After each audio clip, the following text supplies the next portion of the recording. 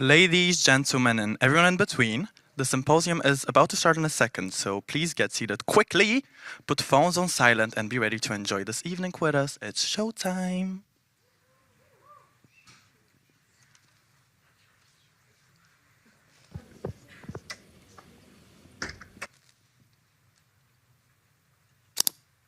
We are currently witnessing an unprecedented crisis in Europe.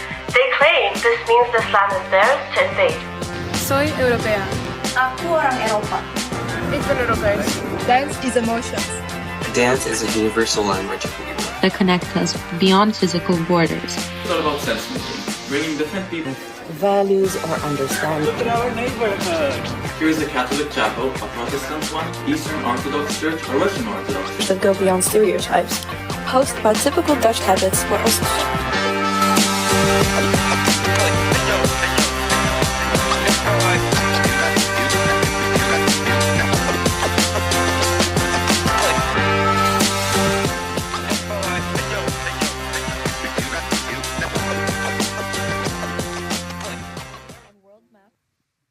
Three, two, one. What I like most about honors, I really like the master's trip. Hearing the different perspectives from different people. You guys! Coming to the weekly meetings, hearing from like-minded people and listening to speakers talk, but also sharing ideas and being creative together. My favorite thing is the coffee.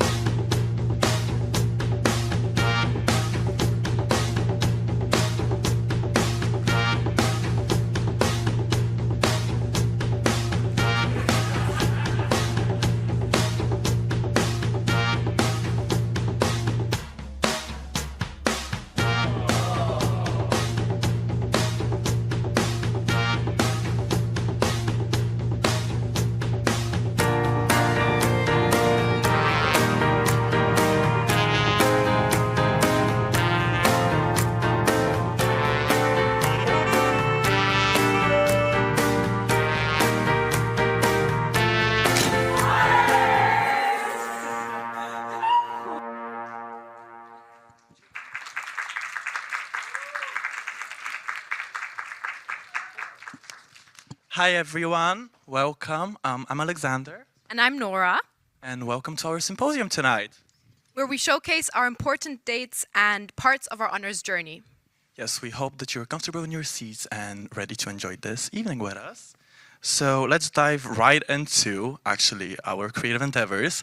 For our first group project in honors, we're going to show you two of the amazing documentaries that we had to prepare. Following that, you're going to witness a little panel discussion that's going to walk you through kind of the stories and the behind the camera things that were happening, so you can get a better understanding of what we've been doing. And after that, we will shift gears and look at some pitches for the Boerderij Driebergen, a farm. So let's get ready for an exciting journey and see the world of ideas and storytelling. So, for starters, we actually have a question for you, or we more so invite you to think, how would you describe Europe to an alien that's trying to invade the Earth? Keep this in mind when watching the following video. We know it's a tricky question, but no worries. Rachel, Chelsea, and Zilly have got our back. In their documentary titled Handbook of European Experiences, they explore Europe from the perspective of an alien who doesn't know anything about our world. So as I was trying to say a bit ago, but I messed up, please relax and just try and think that you're the alien trying to invent Earth, and how would you understand Europe? So let's watch it. We are currently witnessing an unprecedented crisis in Europe. Aliens have arrived on planet Earth. While they currently pose a threat on the entire planet, they claim to be drawn to Europe because the shape of our continent resembles their characteristic birthmark, according to the limited footage we have. They claim this means this land is theirs to invade. In order to show them what Europe is, we need your urgent help to help them integrate. So, we need to do something about this. Yeah. But how do we explain Europe? Well, for me, Europe is the European Union because it connects us all in the economic way. Economic way? I think of the euros, like the currency. The currency notes, yeah. Okay. As someone outside of the European Union, I feel like I really see Europe as like this continent that's like filled with policies. But how do we explain this to aliens who don't understand policies? We don't even understand our language. So this is Europe. This is the landmarks of Europe, which is pretty easy, I think. That's the Big Ben, the Eiffel Tower. These are the institutions of the European Union. First, we have the European Council, which is...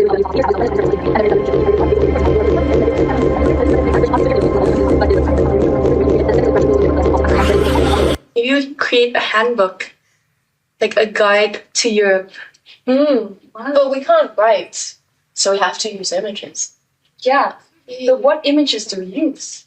Maybe we could start by asking people. And then we create this handbook and put them all in a museum. Yeah, we should do that. Let's do it. Let's do it. Let's do it. Let's do it. Let's do it. Since we could not explain Europe to aliens on our own, we initiated our investigation by contacting people from all walks of life currently living in Europe, without them needing to be European themselves. We asked all of them to present an artifact to include in our handbook. This is what they had to say. If I would have to share something with an alien that tells a story about Europe, it would probably be a market square. It's a Chinese Indonesian restaurant. My object is vintage. It's a PDF of a booklet that Indonesian families would receive when they came to the Netherlands, explaining how the Dutch family system works. So this one's called Cracovia, from the city of Krakow, and this is it's a very traditional dance, very energetic, a lot of jumping, a lot of Polish culture and Polish tradition. For me, Europe represents this beautiful bottle of Italian Prosecco, which I'm able to enjoy here in the Netherlands because of the free trade between the European countries. Oh, imagine a market full of little stands with different groceries coming from all over Europe and beyond. People that come from all different places in Europe, just across the border or further away, that gather in one place to just consume things, to buy things, but also to have a chat. When I think of Europe, I think it's something very broad. There's a lot of cultures that live together. So I specifically think about Chinese Indonesian food because it's something that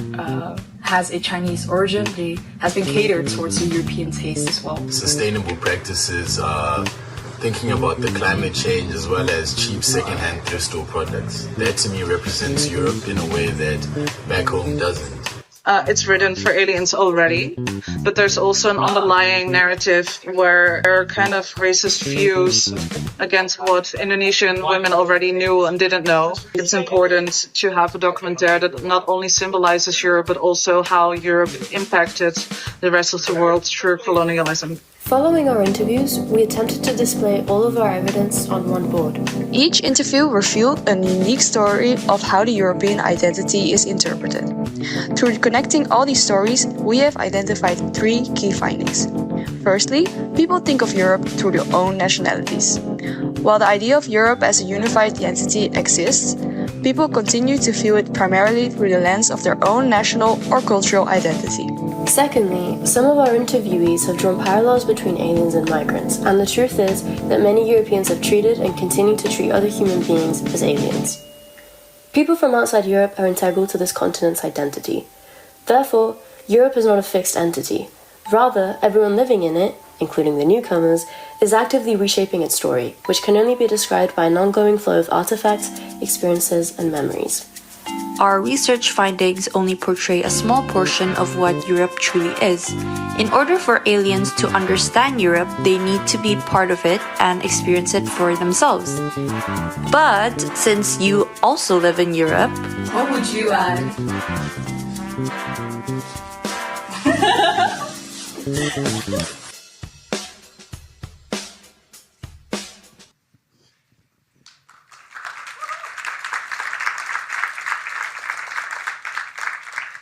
So after following this video, please feel free to scan this QR code and answer the question. We're giving you some time.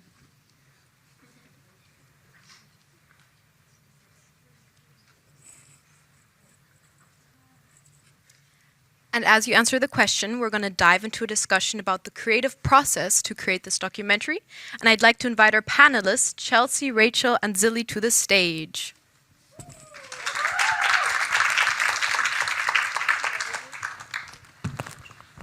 Hi, welcome. What a fun little way to look at Europe through the perspective of an alien. We were just curious, what was the main inspiration behind this project? Hello, thank you very much. So what we thought about is we wanted to have a more creative approach to thinking about the European identity.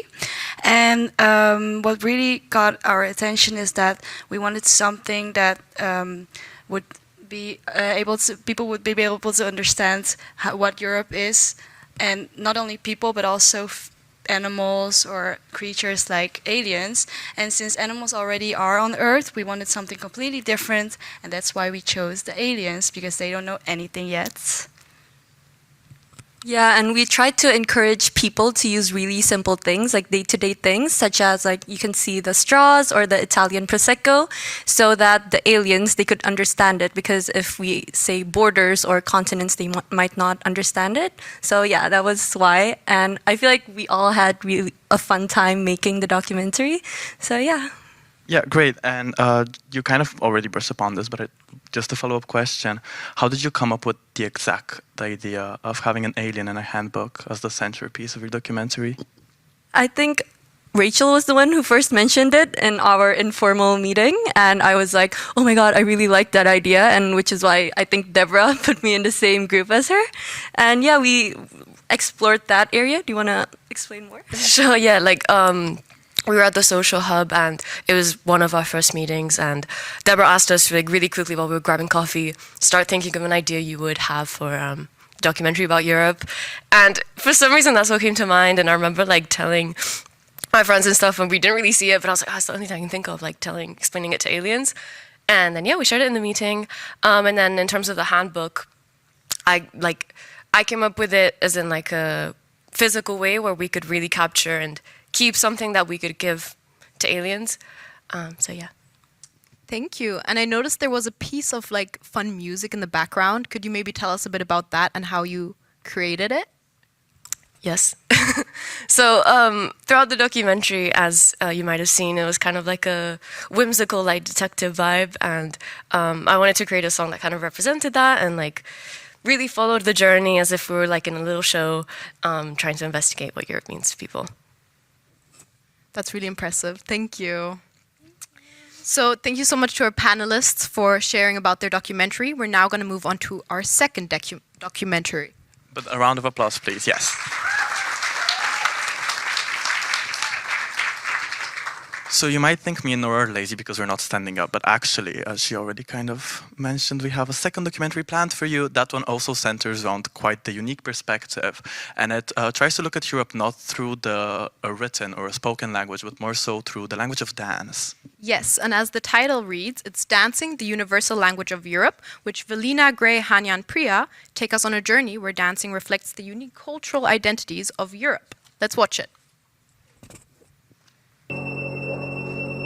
We have always danced in our history. But why do we dance? And what does dancing mean to us?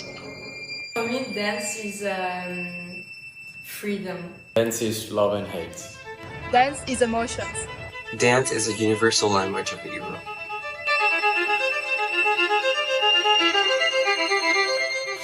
Dance has been a part of human culture since the dawn of civilization. In ancient Europe, dance was central to celebrations and rituals such as the lively circle dances of the Celts and the festivals of ancient Rome and Greece.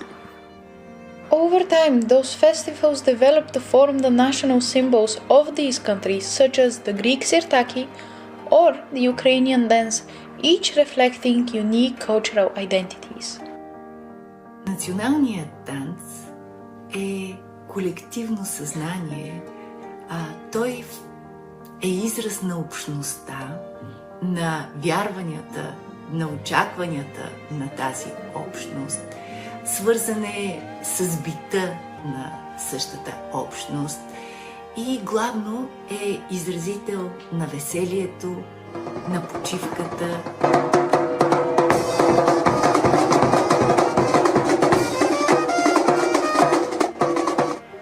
Yet dance also brings European countries together, as dance styles can transcend borders. И си мисля, че сега с тази многокомпонентност на национална Европа, на културите, тези култури ще преливат една в друга. And as they flow, they influence contemporary dance styles such as fusion that combine different elements to create a new aesthetic, a new shared identity. Dance is a universal language that transcends borders, cultures, and words. It has the power to connect us all. It is more than movement. It is life in motion.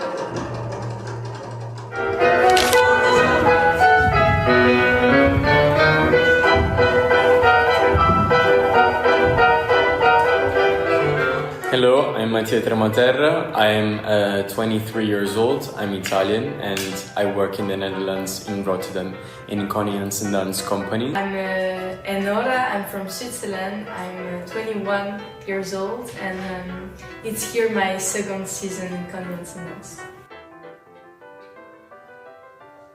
I'm a contemporary dancer. My background is also ballet. Like contemporary dance is really something abstract, so you get influences and influenced by different dancers that come from all over the world. I can take like something from a dancer that comes from Swiss or from France or from Germany, and different countries, dancers from Germany move in a different way from dancers from Switzerland or from Italy.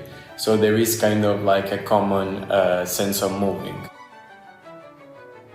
Like for me, it's like really dance is like universal languages. So I like dance because like I feel like really expressing myself, but with my body, and like we don't need like to speak. I was like all the time like, oh, I'm not gonna flip a beat right now and send it to. But I can. Excuses for the technical difficulties. We'll see if it's possible to resume the documentary. If not, we can already invite our panelists up to the stage. Yes. Should we? If not, we can also perform with Nora Little Dance, but I don't think that would be very nice. No, thank you. But yes, I guess then we would like to welcome our panelists, yes. Priya, Gray, and Martina. Hania, sorry. I am sorry. So you guys use dance to showcase Europe and its cultural identities. I would like to know how the idea of using dance to showcase Europe came to life. Yeah, so we first were going to do just art because we knew we wanted to do something about art to begin with. So then we were going to do performative art and then also focus on the history a bit. So that would include theater and just singing and also dance. But then we decided that would be too broad and too difficult. So we chose dance instead. We also, all three of us used to dance, so it just made the most sense. Yeah, fun. Would any of you like to add something or? Okay, I think you were very extensive, but I was wondering, were there any obstacles that you guys faced during the process? So definitely one of the obstacles we faced was just finding a group to let us film, and we were actually very lucky that Mike referred us to the academy that we were able to actually interview the dancers and see how the process looks for them, and it was an amazing experience. So thank you for that. Would you like to add something, Gray? Yeah, I think the obstacles that I encountered personally is with the recording and like the editing of the thing, because so as Hanya already mentioned, so we have kind of a problem with access because, you know, dancing, you don't have like dancing performances just every day that you can go to or like for free or something like that. So having access to these dance performances and dance practices is one thing, but also like recording them and all that like production part is kind of hard. So that one kind of gave us the most hassle, I think. But yeah, at the end of the day, I think I still remember coming out of the, you guys have not like watched the end of it yet, but like the later parts, we also showed some like dancing practices from the actual dancers, contemporary dancers from Coney Yan's dance. And coming out of that studio, we really feel inspired by like the dancers themselves and the energy that they bring and how they value this art and everything. So yeah. Yeah, so fun. Thank you for sharing. Well, I think we can give our panelists a round of applause and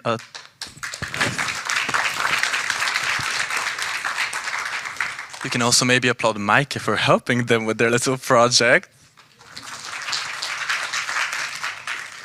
Now let's move on to the second part of the challenges we had to face as honor students. Yes, so for our second part of our honors program, we had to create a campaign for a beautiful farm called Boerderij Driebergen. We needed to kind of all work together as a group and really create a very concise and coherent campaign. And let's be honest, when you hear farm, you're going to think animals, grass, a house, just a basic typical farm.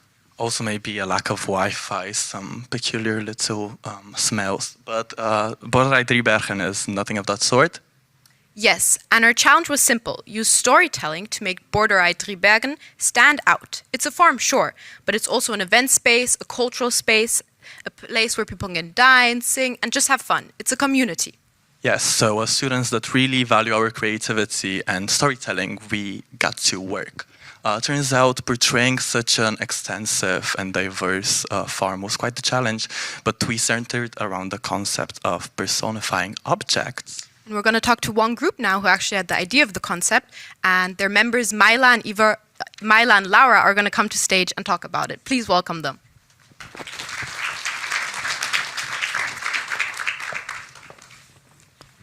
This is also very silly because we were in the group together, but I'm acting like I'm just an interviewer. Hi, welcome. So can you explain the creative concept and how you, or more so we, came up with it? Yes, so we were in a group with me, Myla, Alexander, Eva, and Hanya. And basically first, even after the first meeting, when we talked to the owners of the farm, we already kind of established what the unique selling points were, and we really connected to the sense of community, home, and also the sensory experience of the farm, and how we can like experience it and immerse in that nature. And we really wanted to capture that in one concept that we can transfer then to the marketing strategies and basically advertising of the farm. So we immediately thought of, okay, let's show that through objects as people can connect to it easier. Also, it's something that is very like attention grabbing and maybe a bit mysterious. And at first we selected some objects that we thought that maybe could do that, but then when we actually went to the farm, we found out that maybe we should switch to different objects that we found more significant. And yeah, that's how we selected the objects. For instance, those are the two rabbits that are standing on the farm, and also the owner told us a little story with how she got those sculptures from an artist who didn't want to sell them at first, but now they are something that people recall when they go to the farm. And we also found a trumpet and We also found a chandelier that was in a very like rustic area, so it was very much like brighting. And yeah, we put those objects into posters, and now Myla will probably talk about more into the designs of the posters that we created. Well, thank you very much. Those posters and that cute little mock-up you guys saw in the slide before, those were based on the personalities we gave these objects. We started doing some copywriting all together as a group and started to try to capture each one of them differently. And this is how it turned out. These are the 4 sets of posters that we made. We decided to use very bold colors, like very joyful, and really capturing how each object would behave in our minds. And yeah, this is how it turned out. So I hope you guys enjoy it. Yeah, perfect. Thank you for kind of introducing our project to everyone. Round of applause for these two, please. The rabbits, the chandelier, the trumpet, and the windows. How do we show that these objects can bring a farm to life? Yes, if we can welcome our next panelists, please, Tao, Valentina, and Malika and Donna on stage so that they can share more about the process of creating these personalities.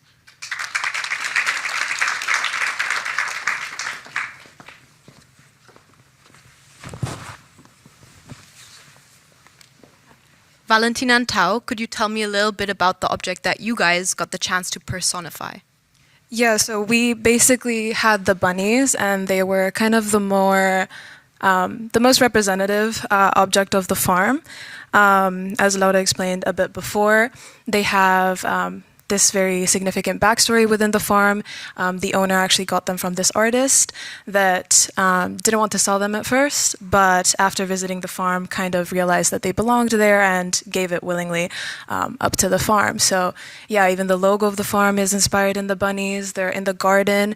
They're sort of the first thing that people recognize walking past. Even if they don't know the name, they know it's the farm with the bunnies.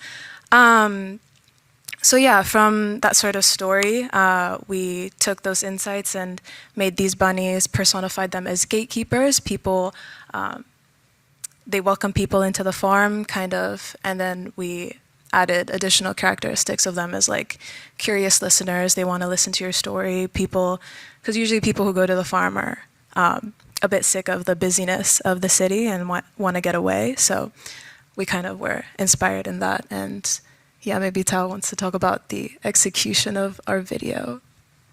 Thank you, Valentina, for explaining the personalities of the bunnies. So we gave the bunnies nicknames. The bunnies with 2 ears are named Bibi because we thought that this bunny would be more talkative and more curious about what is going on in the city. And the bunny with 1 ear is called Bob, which is a bunny that is more serious. And our main challenge is how do we bring Bibi and Bob, which are actually 2 rabbit statues, into life, into a deliverable, which is a 30-second Instagram story. So what we did was we created a story that begins with an individual who is very sick of the city life with the business and everything that is so hectic about the city life. And she got off at the random bus stop, which is right in front of the farm actually. And she saw the bunnies from afar. She heard the bunnies just bickering with each other. They're curious about which person will be visiting the farm next. And so she got the chance to talk with Bibi and Bob, and she got to share her stories on the city life, and she got welcomed to the farm by Bibi and Bob to not only explore the farms, but also explore other objects, such as the aunties, which Donna and Malika will explain in the next few seconds. Yes, well, Tao did my job for me, but yeah, Malika and Donna are now going to explain about the aunties. Thank you for sharing about the bunnies. And if you want to watch the videos, we will decide if we want to share it or not, but yes. Thank you, Alexander. Thank you, Tao. So for our group, the object we had to personify was windows, which was a bit of a harder challenge because honestly, how can you personify a window? It's just one object. But at the end, we decided to personify them by giving them a name, such as the aunties. So they're basically a group of this warm, observant, and quirky windows that overlooks and goes through and sees all the activities and events that has happened through the farm. The name the aunties basically emerged from the idea that we're kind of sure that almost at least everyone would at least have this one auntie who is exactly a combination of warm, nosy, observant, but you still love them. And the windows is the aunties of the farm. So they overlook through all the activities and events that the farm has gone through. And at the end, we had 3 windows altogether, and each of these windows has their own personalities, which brings more depth and character into the farm. And Malika will now explain one of the windows' personality into more in-depth. Yeah, so as Donna mentioned, we had 3 different aunties. So this is just one of them, for example, Auntie Celia. And she is known as more of the dreamy one, as someone who is very peaceful and wistful, which is kind of what the farm represents as well. And then she's also just someone who connects with nature a lot, which is, so it's just one part of the farm that we really thought represented this character really represented. And then we also had like a loud auntie, and we also had a curious auntie as well. But yeah, this is just an example. It's the dreamer. Yeah, lovely. Thank you for sharing and for your lovely insights. Please give them a warm little round of applause. Yes, and with that, we kind of summarized the group challenge part of our time at our honors program. Yes, and additionally to group challenges, we also got to work on individual projects. Yes, so throughout this program, creativity has kind of been the power tool that we've used for self-expression and for growth. Yes, so now we will celebrate those students who got to experiment with their artistic journeys, and we will hand off to Eva, who will narrate the section. So, yeah. Thank you, Nora. And Nora is actually the first person who will be showing their personal project. So let's have the video rolling.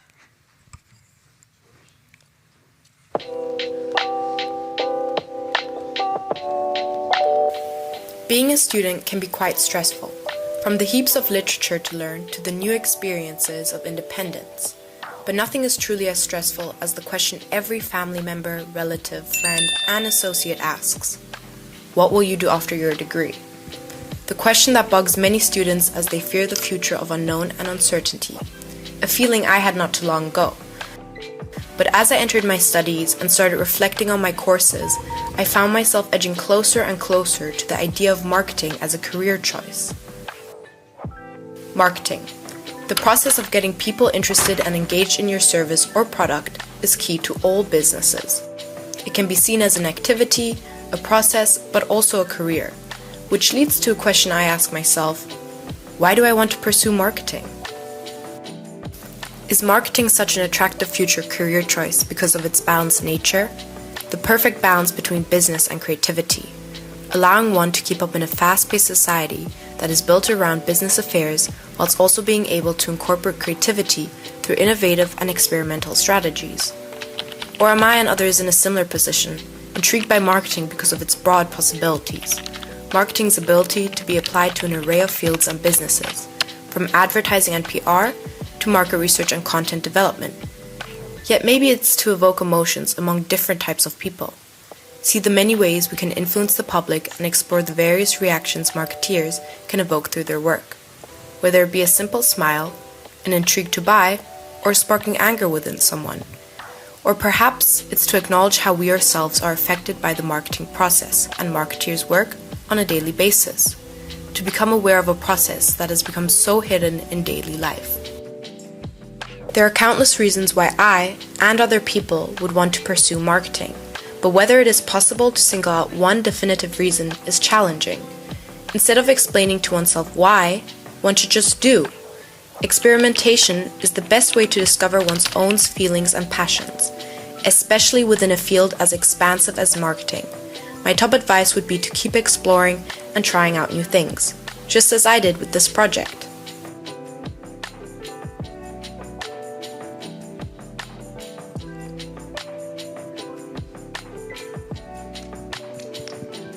Okay, let's give it up for Nora. Nora, thank you so much for this. Yeah, actually, just a second, Eva. I just wanted to say, Nora, that was such an insightful video. I feel like I really related to what you had to say. I'm not gonna flip a beat right now and send it to fucking Betty CN or who the fuck it even is. I don't know, but you get me. Like, if you want some, just check the link in my bio.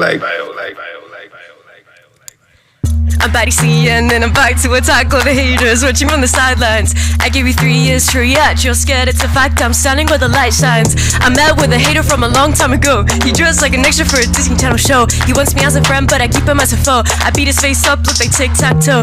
Me and the ham boogies linked in like but I'm sound like it though. So that beat a smile, you're a buddy, I know. His tears make a lake, it's the Dead Sea. I serve that shit up like it's Pepsi. Turn the haters to fans and the fans into stands. They all want me, they sound just like Chelsea. I used to do IB, but now I become a winner through the bad. A baddie that has won. 7 years in, I'm still having fun. Blessed to be here on our sitcom.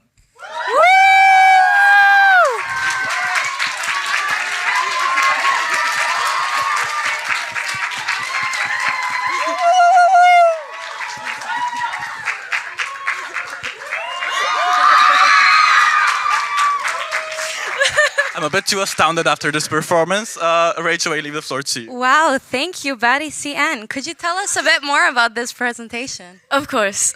So what you just saw is Patty CN. She's my alter ego. I made her when I was 13. The CN stands for Chicken Nugget. And she's basically a really confident rapper, and she embodies a lot of the things I didn't see about myself back then. I had a lot of issues with self-esteem, so this was my way to deal with that. I would make songs. I think I've made around 30 songs as Patty CN. And I diss people. I'd make up like storylines about her life. I'd make up like scandals about her as well because she was famous. And yeah, like these are some historical pictures of the process of that. And for my personal project, what I did was bring her back to life because she'd been inactive for 3 years. So I made a song, and that's the song you just heard. I also conducted a few interviews with some of my friends who knew who Patty CN was to kind of get an idea of what they associate with Patty CN's image and how they would anticipate a comeback. And yeah, that's it. Thank you. Wow, thank you.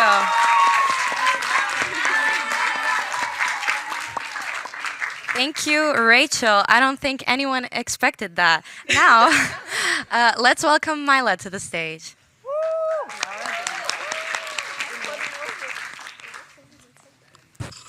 Okay. Hi, everyone. So I don't think I can beat the surprise factor for this unless I start singing some flamenco or something right now. But I wanted to present you guys my personal project. It's my baby. So actually the way these projects were structured was we had to give ourselves a few goals. So I decided to materialize these in the form of a magazine. The little QR you guys see in the corner, you can scan and then you can see the full thing. And soon I will be updating with a new part. And I will be putting the comments on so you can even leave feedback or ask questions if you want to do that. And basically I had 3 goals. One of them was graphic design. So with no editorial design background, I decided to jump in and just start making this magazine. And my second goal was actually before this, I have a background in the arts, but I burned out and I dropped out, but that's a different part of the question. And one of my goals was to get over my art block and start like creating again and stop finding this like such a daunting process and just get on and do it. So I actually produced quite a lot of creative work since then. It's all in there, and my second part is coming up soon, so if you guys have the QR, it will be coming up soon. And lastly, I had the Disney goal, I would call it, because the goal was just to become a better person. And I divided this in 3 parts. So it was doing better, being better, and feeling better. This way, I interviewed people that were doing good all around. I interviewed people from associations, people that were doing charity work. And also, I tried to better my own skills and go into the depths of having a better schedule, just doing, I don't know, eating better, being with nicer people, everything. And all of it is just condensed in this one magazine. So that's why I said when I sat down here that this is my baby, because I really put a lot of work in it. And yeah, so if you guys want to see the full thing, it's up there, and that would be basically it. Thank you so much. Okay.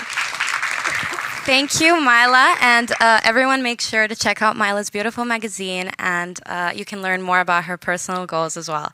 Now, let's take more of a poetic turn, and welcome to the stage, Anouk.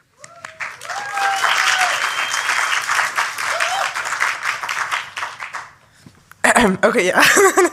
Okay, hi guys. So what I did is I wrote a short story. So right now I'm going to read to you a very short excerpt of my already short story. So this story is called 2 times 25. Yeah. And 2 times 25, if you can do a little bit of maths, this obviously makes 50. And 50 to me is a number that symbolizes division. It divides the lower numbers from the higher numbers, and yet it's always in between. So 2 times 25 is about the feeling of either or. It's either up, down, left, right, east, west. So the number 50 wants to be comfortably in the middle, but we won't let her. We have decided that 50 marks a change of sides. Because even when you look for balance, a nice middle ground, you're destined to go either forward or backward. So I will now start reading the actual story. The day the border disappeared was the best day of my life. At least, that's what I tell people. Around 5 p.m., just before I was meeting my dad for our usual catch-up, a crowd had gathered on both sides of the bridge that divided us. A group of youngsters in weird red uniforms were screaming, "No border, no division," while others stood quietly, their faces determined. I wasn't sure if I believed the rumors until this exact moment. At 5:05 p.m. sharp, I saw the guards beginning to retreat, and my chest filled with anxiety and relief at the same time. This was actually happening. And then I saw him, my brother. He was standing next to my dad, his face pale and lifeless. He was taller now, skinnier, and older than I remembered, but it was unmistakably him. My breath caught, and it felt as though all the people tugging at me just seconds ago had vanished, leaving only him in my eyesight. My shock quickly evaporated into a fury I didn't know was possible. The energy on the bridge was cheerful, but I was angry. "Why didn't you tell me he was here?" I demanded to my dad. The words left my throat harshly. His silence was answer enough. The crowd pressed closer, crossing the line that no longer had any meaning. And just like my brother, I simply stood there, silent, our eyes lost in the chaos. Suddenly, I heard my mom's voice. "You don't know the half of it!" I spun around to see her standing at the other end of the bridge, both of us still firmly on the east side, though I was suspiciously close to what had once been the danger zone. "He's ruined us!" she shouted, pointing at my dad. I remember feeling torn. Both parties screamed for me to stay on their side. My mom yelled, "He's ruined me and the entire family!" My dad shouted, "She only cares about herself!" But the voices seemed to echo from a void, distant and distorted, as if they were screaming while I had my head underwater, not knowing how to free myself. Going left or right meant choosing a side, and I didn't want to choose. My dad had betrayed us, but my mom would erase him from my existence if she could. Both were trying to lure me with their words, either west or east, whatever that still meant. My toe was brushing the line, but I hadn't crossed it yet. Before I realized it, my dad was taken by a young man in the strange red uniform I'd seen just before the border fell. In a flash, he vanished into the crowd, his shouting echoing in the air. He may have apologized, but that could have also been my imagination. For some mysterious reason, my brother followed him, once again disappearing from our side. And before I could protest, my mom pulled me to her side, just as she had 10 years earlier when the border was first erected. The border was gone, but so was my dad. The day the border disappeared was the worst day of my life. At least, that's what I believe. Thank you.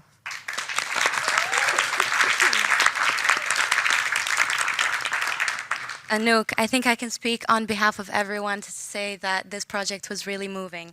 Now we're going to show 2 personal projects related to honors promotional content. I would like to invite Martina and Didem to the panel.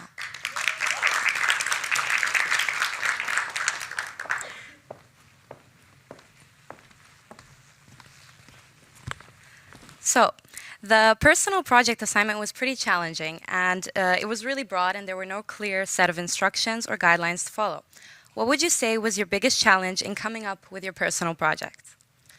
Well, first, for a bit of context, my personal project was about creating more awareness of what the honors program is, reaching a wider audience, and persuading people, students mostly, to apply to the program.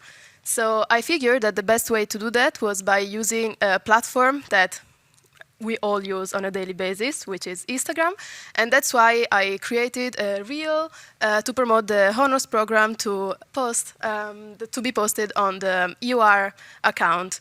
Back to the question, I think my biggest challenge was finding a balance between the information that I needed to put there in the reel and the engaging part, because it's not only about creating a nice video, it needs to be persuasive, it needs to catch your attention in only a few seconds. So I feel like finding a balance between the information and the storytelling in only a few seconds, while also maintaining the attention, was the biggest challenge for me, but also the most rewarding thing when you actually can achieve that. And Didem, let's turn to you. You had the idea to make an honors Instagram page. How is the Instagram page used to advertise the honors program effectively? Thank you, Eva. I created the IBCoM Honours Instagram account. You can scan the QR code there. It's still pretty new, so we don't have as much followers. But I use the Instagram account to mainly update both us to show our creative process and also for the potential next year's IBCoM class about our progresses, projects, behind the scenes shoots. It was about so that you can see the Honors Alliance. We posted the mastery trip where we delved deep into the foundations of European Union, also Rotterdam South trip, and we really hope that future IBCoM classes will be encouraged and be confident to apply. Wow, thank you for sharing. And what would you say was the biggest takeaway you'll carry with you beyond the honors program? For me, probably adaptability was one thing that I learned and I want to carry most. We are a really diverse group ourselves in honors, and our teachers were really helpful with that. But we faced a lot of challenges. We had projects, so I think being open to new ideas and adaptability is an important takeaway. And Martina, what would you like to add?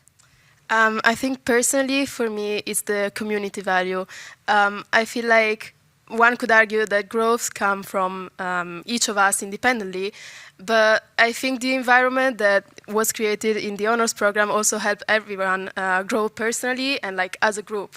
Also, during the development of my reel, I had to interview a couple of people that came to give us a guest lecture, professionals, and they all pointed out that the strength of this group is the community that we created. So I think that's something that I will keep with me forever. Okay, thank you for sharing. And give it up for Martina and Didem, please. And with that, I think we are ending this segment. And now I would like to return to Alexander and Nora. Thank you very much, Eva. Also, we want to give a quick shout out to everyone watching from the live stream. Hello. But yes, after presenting these incredible projects, we want to take a moment to reflect on the journey that brought us here. The honors program wasn't just about listening to lectures, creating documentaries, and business pitches. It was about growth, challenges, and transformations. Yeah, looking back, it's almost silly how nervous we all were at the start. Some of us were stressing over their applications in the beginning. Others were stumbling throughout the interviews. Mike and Deborah might second me on that one. And I hate to expose a few of my classmates, but some of them were also shedding a tear or two after their interviews. But nevertheless, we walked into this as strangers, whereas now I think we have become a very confident and comfortable team, and also friends. Yes, we've brainstormed together, laughed, struggled, and ultimately created something meaningful. We've not only built projects, but most of all, we've built friendships, broadened our perspectives, shared experiences that will stay with us for a long time after this program ends. Yes, so as we're closing off our celebration tonight soon, we're not just celebrating the projects that we just showed you, but also the personal growth that we've experienced together and the journey that we've had. And we have one final surprise for you. Imagine it's 3 years from now, and we reunite and reminisce about the honors program. What will we remember? What moments will we take with us? Yeah, we decided to bring this idea to life with a very, very silly, almost dumb, and very badly edited video of me and Nora allegedly meeting in 3 years, and kind of using it to showcase what we would take away from this experience together. What are our key memories, let's say, what will we never forget? For example, our trip to Maastricht, some of our dinners, our dances together. So yeah, take a seat, enjoy, and yeah. Let's give it a watch.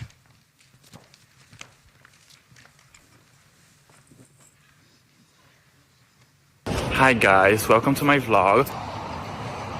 So today we're gonna walk around the street. I'm gonna show you, as an ex-EBCoM student, worst memories from EBCoM. Oh, Nora! Alexander! What are you doing there? Wait, I'm coming! Oh my god, what are you doing here? I'm just reading a book. Book? Wait, let me see. What book are you reading? Deborah's new book. A Brazilian in the Lowlands Rain, a guide to Dutch weather. Oh my god, I was just talking about EBCoM. Oh my god, really? Yeah, this is such a funny encounter. What have you been doing? You know, I've just been chilling in the Netherlands. What have you been doing? I've been reflecting. About honors? How did you know? It's that intuition. I just went to Maastricht like 5 days ago, and it reminded me of our trip to Maastricht. That was a great trip. Oh, Maastricht. No. Donna!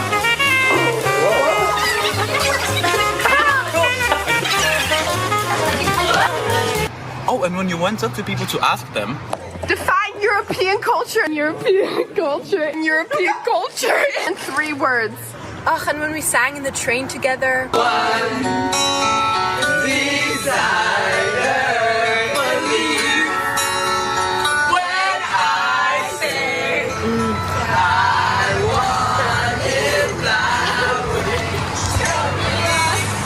And all that great fun we had together. Yeah.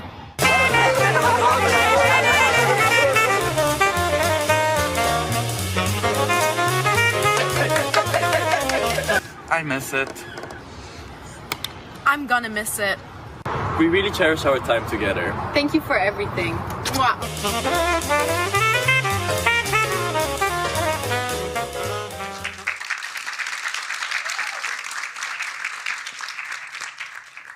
And now we want to hear from you guys. What was your favorite moment during this symposium? Yes, we've set up a little Menti poll where you can put some of your favorite memories with us. It can be either from the symposium or if you're a parent, a friend, anything that you can recollect of your child or friend struggling with or having fun with during honors. Yes, so just scan the QR code right here.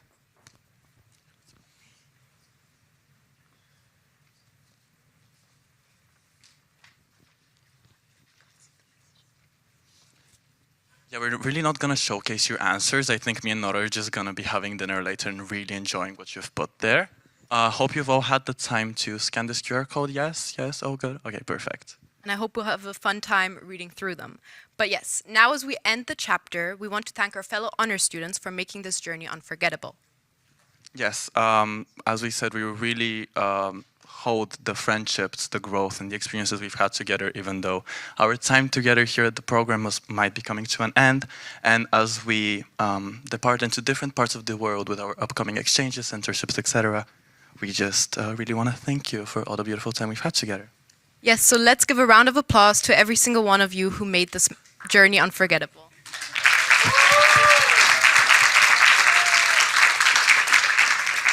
But before we officially wrap up, we want to take a moment to thank the two without whom this wouldn't have been possible.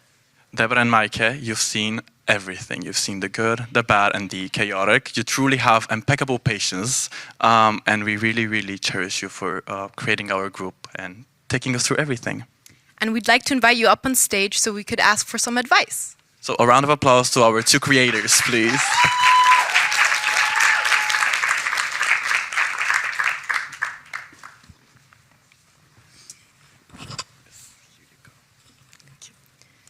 So we want to know, how was your experience putting up with us, and what was your favorite memory? I loved it. It was really, really nice. And I think my favorite memory is the train karaoke, because I was never in a train karaoke before. So I think the people who looked at us and like, what is this adult person doing with those? And yeah, I had a lot of fun. Just a little disclaimer, the train was almost empty. Therefore, we allowed ourselves to really belt while singing our favorite songs. Well, how do we put up with you? We see you come in, right? With when you do your pitch, first we read your motivation letters, and then we didn't see anybody crying, though. So that you said people were crying afterwards. It was after the interview. Yeah, we were not that horrible, right, during the pitches. I think for me, honors is a cherry on the cake for everything I do in teaching, in terms of teaching. And it's such a great pleasure to see you start the program all like nervousy and, you know, you don't know each other well. And then seeing you here tonight, all of you shining on stage and giving your best performance, showing vulnerability, being creative. I think for me, that's the absolute best of everything. So I don't have one favorite moment. It's the whole journey together that makes honors into something very special. Yeah, thank you both for sharing. We're curious if you can give us any last words of wisdom, or to be more specific, maybe any words that we can officially close off this chapter together with. Well, I know you will keep in touch with each other, so I don't have to tell you that, right? You've really grown into this great group of young, smart, ambitious people. You know, you're different, but you're like-minded. So that I don't need to give you that advice, right? I think what is very valuable and what we sometimes forget when we grow older and we are in, you know, a university and everything is, you know, theory, and then you have the world situation that is challenging and worrisome sometimes, is that you always have to try to keep hold of your creativity, your openness to other people, and to try to make connections that matter and be honest. I think those are the things that will bring you far in life. Well, because we are talking about the pitches, all of you are super smart, and we knew that from the very beginning. But during the pitches, some of you are really trying hard to show how smart you are, but we just wanted to see who you are, the person behind all the brain, because we knew that you had the brains. So during the honors, I think we had the chance of really getting to know all of you, the personalities. So I think it's just about that, just about being who you are and showing it to the world, because you guys are incredible. And yeah. Thank you so much. Thank you, and we still have a little surprise for you guys to show our gratitude. Eva? Aww.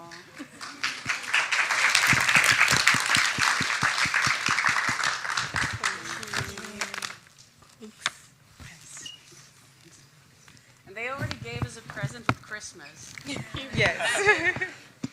Yes. But thank you, guys. And now to officially conclude our evening/afternoon together. Yes, and just like that, we've reached the end. Now, look around at these are the people who have shaped our experience and the friends we've made along the way. But just so you remember, it's not a goodbye, it's just a see you later and catch up on LinkedIn. We really wanted to truthfully thank you for making this journey unforgettable, for all of your ideas, laughter, and everything that you have contributed to make this experience so lovely. And to our mentors, Deborah and Micah, thank you for challenging us, but most importantly, supporting us. Yes, thank you also to our lovely technicians tonight and to the Pavilion for making this afternoon/evening possible. And thank you to the audience and the people on the live stream for sitting here and watching and listening to us. Yes, tonight's been lovely, so please give yourselves a beautiful round of applause and thank you for coming.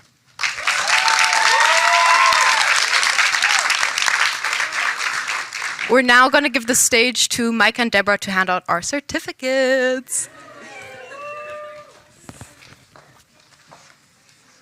So, the most exciting part. Is it? No, I'm kidding. Okay, then you can take a seat now. Okay, bye.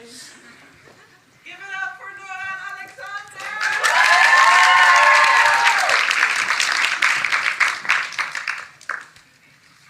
Alexander! You also take a mic? No? As I said, for us, honors is always really a treat to see this group of people, but also to be able to see them grow over a longer period of time, because we start already in September with selecting, and now it's over. Usually you see your students like 8 weeks, and then you move on to the different course. So this is really great, and especially in times of financial stress for a lot of universities, I really try to value these moments where we have the time to actually, you know, work like this, do extracurricular things, and go beyond what we usually do in our courses. I have truly enjoyed my time with you. I think you all deserve to be in honors. Sometimes students are like, do I actually deserve to be here? Yes, you all do. We're incredibly proud of you. You've put an amazing symposium here tonight. And I'm sure you also have some words to say to them. I do. I don't let them use the mobile in class when they have to present, but I will do it myself.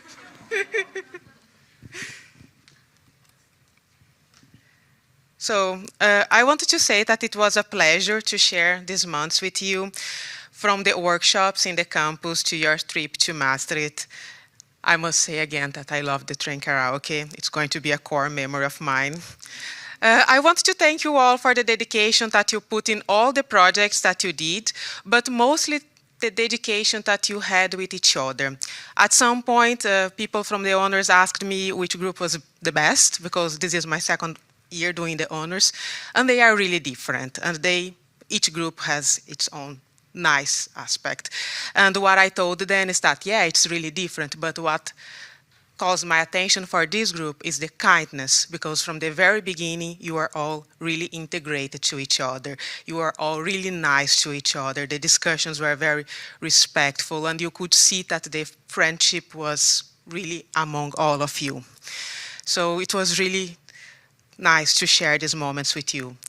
I also wanted to wish you a really nice time in the upcoming months for those of you who are going to the internship. And I talked to some of you about the internship, and I saw how nervous you were, whether you were going to be accepted or not. And I went to the place just to see those of you who got accepted, and I was really happy to hear that most of you got a position, all of you got a position, and most of you the position that you did like, so it was really nice.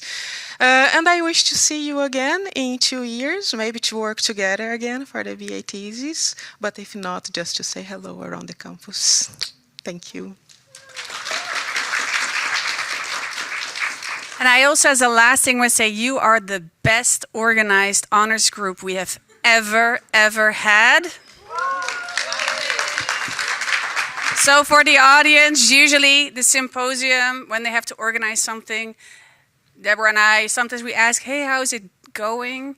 And usually it's like, yeah, we don't know yet. Or, you know, students are usually a little bit late with organizing things.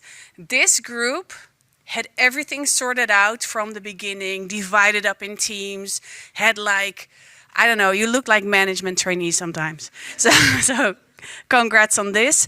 We have certificates for you because you all did a great job, and all of you passed the honors program.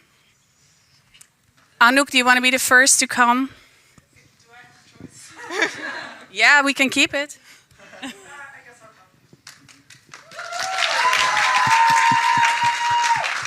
Congratulations, Anouk. Well done. Thank you. Oh, thank you. Didem.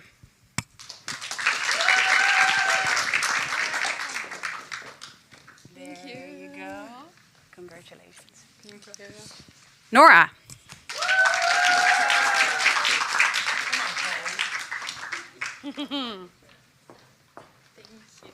There you go. Congratulations. Chelsea.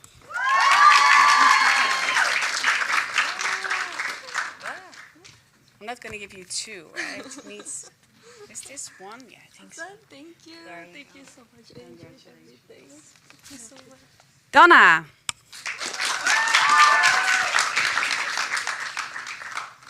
There you go. Our fantastic photographer, Gray.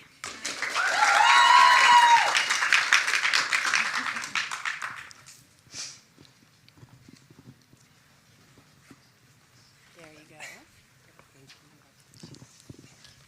Tao.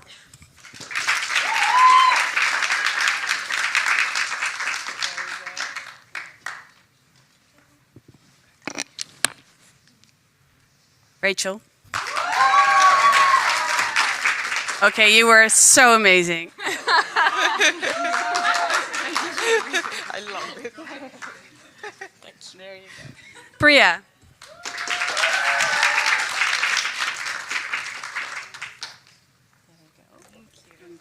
Thank you so much. Martina.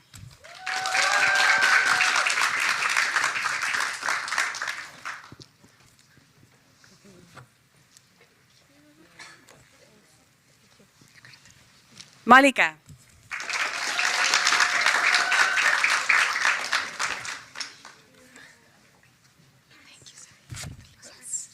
Hannah.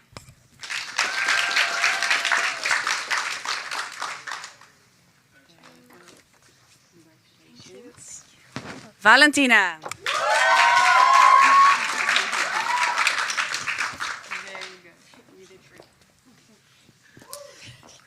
Laura.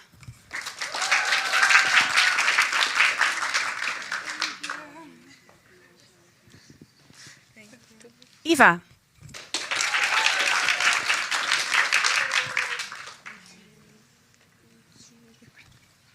Zili.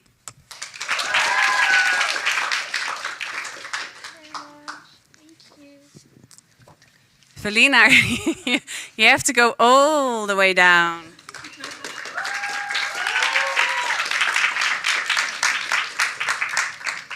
Shout out to Felina for handling the slides.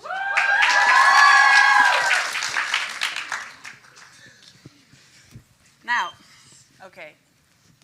I have two left. Come together. So, okay, for everybody not knowing Myla and Alexander, they are seriously glued together. So I glued your certificates together. Come and claim them. Thank you so much. Wait, we need to start. Yes, it's wrong. Thank you. Delicious. Thank you. This is hilarious. I think the last thing we would like to do is make a picture with all honors. Yes. So if somebody can help us with that, that would be great. Thank you so much for coming.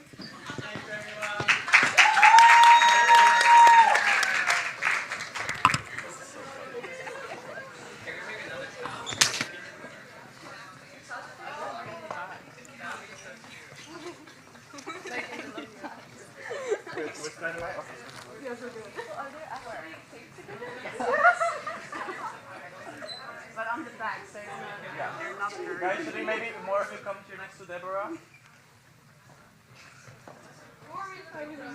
Who's gonna make pictures? We're looking at everyone. Everyone. Does it fit? Yes? All right. Should we be cheesy? Okay, 3, 2, 1, honors!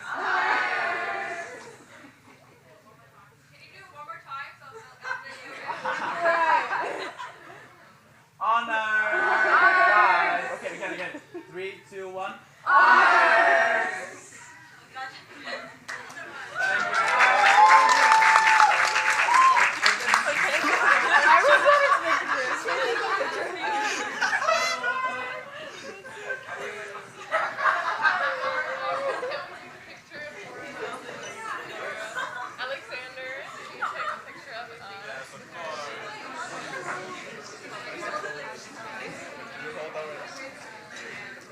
Is the background good?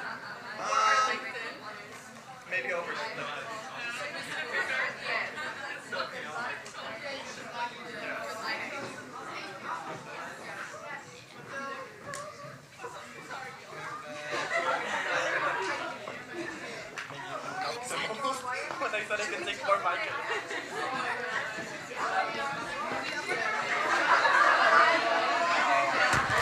Hello. Guys, quick thing, you have 2 free drinks. You can get your tokens from Velina.